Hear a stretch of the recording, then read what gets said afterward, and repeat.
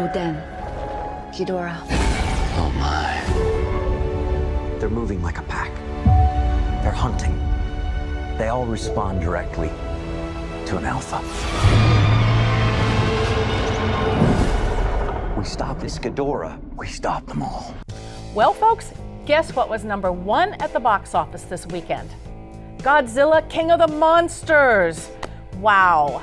Now, this was sensory overload in my mind, directed by Michael Dougherty. It's got everybody in it, and the story is so intense. Now, if you're a Godzilla fan, I think it's taken you up to the point where you probably know the story of Godzilla and the Titans. But this film opens with the Titans have just totally destroyed San Francisco. And nothing can stop them except Godzilla. But there was an instrument known as the Orca that could send acoustic signals to the Titan that could modify their brain activity and calm them down. And then the story gets more intense. Is what I have to say.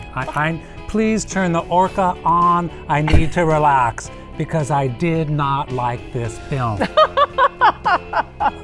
Godzilla, right? I love the black and white Godzilla films. I thought those were fun. Oh, they were fun. They were so animated. When they bring them to color and they try to make them reality, I just get lost. Mothra, a giant monarch butterfly that's going to come along and save the world. Rodan, the three-headed King Ghidorah. King Ghidorah dragon. I don't know about you, but after Game of Thrones, I'm done with dragons. Okay, so this film is there's just too much that they're trying to throw into what should be a kitsch film about Godzilla. That's what I think. If you look at it, everybody was in the movie, by the way. There was Ken Watanabe. Let's go down the list. Let's go down the list. Charles Dance. Tywin Lannister is in this. Kyle Chandler.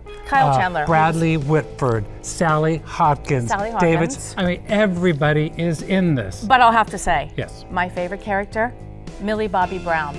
Number 11 from Stranger Things has grown up, and I feel she was like the central character. And she was a central character. She was really good. There's a lot of silliness going on, but I will say from a cinematic, from a production design standpoint, I thought it was way up there. The production designer, yes, is Scott Shamless. You will know him from Star Trek, Guardians of the Galaxy 2. The list goes on and on, but visually. It was, I thought, amazing. He's a standout. What he did in this film is a standout. It is the standout in this film. Yes, exactly. Right. And we are fortunate enough to have the original sketches, the original renderings of all the monsters. And we're going to show them. Mothra, we're going to show them on our review. Right. They are like pieces of fine art. So that's going to be so cool. Gonna be terrific. That'll be the highlight. That's definitely the highlight. But I want to come back to the film again, and I want to talk about. There's so many people to blame in this film, but I want to blame both the director and I want to blame the writer, who is Zach Shields, for trying to make a mountain out of a molehill. And the reason I say that is there is a relationship in this film about the family, which, yeah, I guess you got to put that into the film. But it's just so outside of the monster on monster fights that are going to go on, that when they go back to it, I just think, why are you taking me back to that space? Something else I cannot help but want to at least bring this across is so many things happen in this film where the young daughter, what is her name? Millie Bobby Brown. The character. She is in this underground space, and she's gonna go Madison. She's gonna go somewhere. Mm-hmm. The space is here, and the somewhere is miles and miles. Well, they could transport really quickly, huh? But she's walking. How did she get there so quickly, right? And then when they go to try to, they go to try to save her, in essence. The monsters are smashing the world, and atomic bombs are blowing things up, and buildings are falling, and yet they're always underneath them. They're under. Well, there you are. Here I come. Oh, come on, give me a break. Well, I think the point is that this is a cartoon, and Actually, I think Turn the orca on. they were cartoon characters. So if you took it from that perspective and just kind of sat back and laughed at the characters. I agree. And I think you said something at the beginning that was right on point, and that is, if you're a Godzilla fan, you probably loved this movie. And I think that's why it, you know. And if you're someone who so sits popular. back and is watching what's going on and how and why, you're like probably. Yeah, if you're just picking up from 1954, you're going like, what? Okay, I think we've said enough. You want to go first?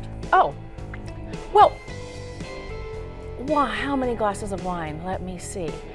I needed many to get through this one. I actually did have one during this film.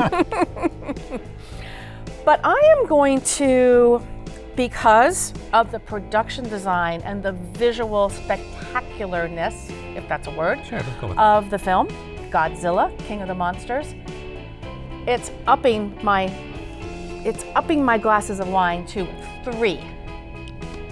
3 glasses of wine. That's glasses what of I wine. needed to get through this film. I, on the other hand, am going to give it 2 popcorns because Scott did a great job, and the monsters, when they finally do fight, it's fun. Yeah. Other than that, I didn't care for this movie.